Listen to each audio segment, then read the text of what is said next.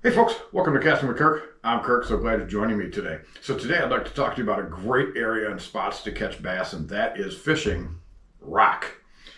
Now rock come in all different sizes. You go from anywhere from the big huge boulders you find in lakes all the way down to small little gravel and pebbles.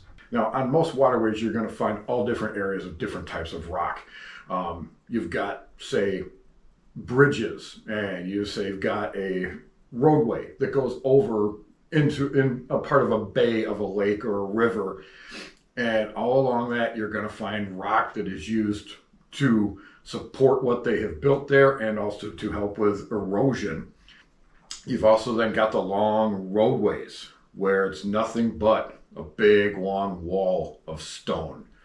Great areas, especially if you have just a little bit of current that brings bait fish and crawdads into those rocks. The bass can set up and eat. Now, other areas are going to be, say, a rocky point that comes down into the water, and it's basically just rocks stacked upon each other, all kind of coming down into a point. Bass will set up on the sides and down at the lower end because then they can come up and eat.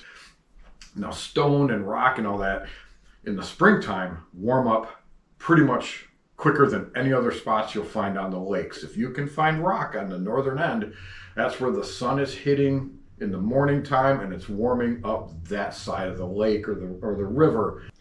Now some of my favorite lures to fish, a lot of times I'll start the day out throwing just a jerk bait.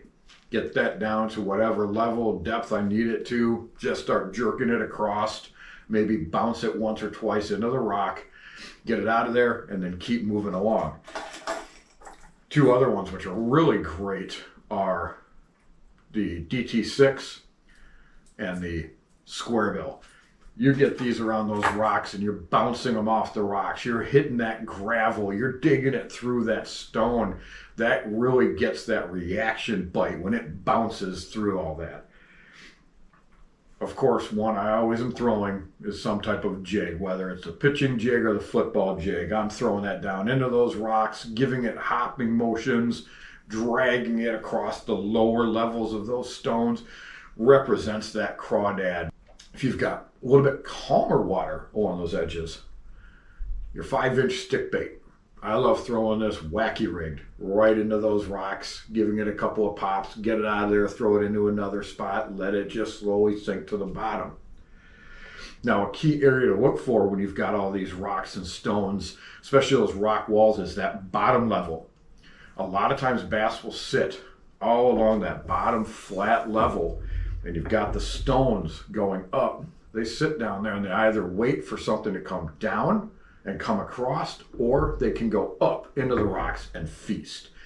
Now, when you're casting at rocks, you don't want to just shoot straight in perpendicular, but your best bet is to go more at a 45-degree angle or even completely parallel, because you're going to cover then a lot more of that strike zone where those bass are hanging. You're going to cover a lot more areas that way.